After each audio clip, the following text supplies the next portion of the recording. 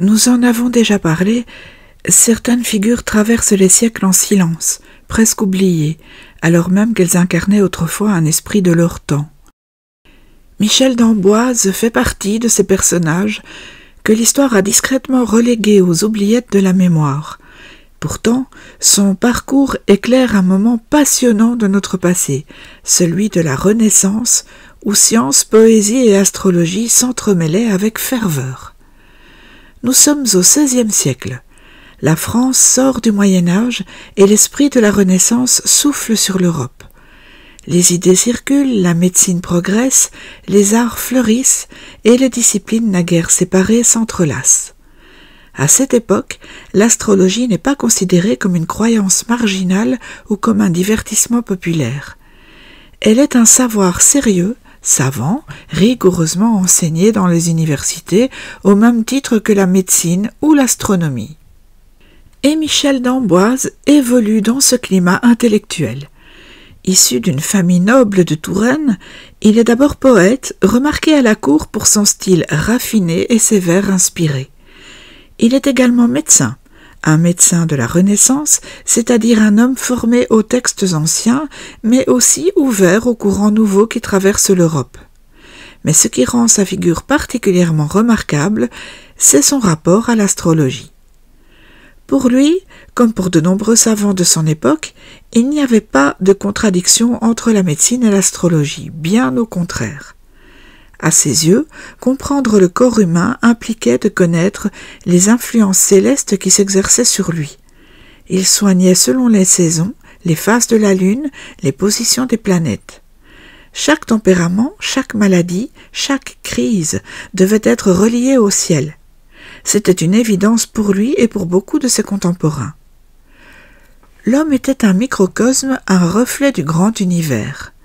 Le médecin astrologue cherchait donc à lire dans les astres les déséquilibres à venir ou les remèdes à appliquer. Loin d'être une superstition naïve, cette pratique était structurée, codifiée. On établissait le thème de naissance du patient, on observait les transits, on adaptait les traitements selon les périodes propices. L'astrologie médicale était un art complexe, un savoir d'initié, où se rejoignaient observation rigoureuse, savoir empirique et intuition poétique. Michel d'Amboise publia plusieurs ouvrages, dont certains relèvent directement de l'astrologie. Il rédigeait aussi des almanachs très populaires à son époque, où il mêlait prédictions et conseils de santé selon les mouvements célestes. Ces ouvrages, bien que disparus pour la plupart, ont laissé des traces dans la correspondance d'autres savants et dans les archives de l'époque. Mais ce qui rend Michel d'Amboise singulier, c'est sans doute cette alliance si rare aujourd'hui, celle du poète et du praticien. Dans ses vers, il évoque les mystères du ciel, les influences des astres, les correspondances secrètes entre l'homme et le cosmos.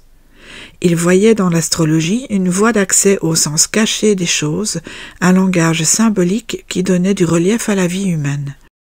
Pour lui, les planètes n'étaient pas que des points lumineux, mais des forces vivantes, actives, ayant un impact concret sur les corps, les humeurs, les décisions et les amours.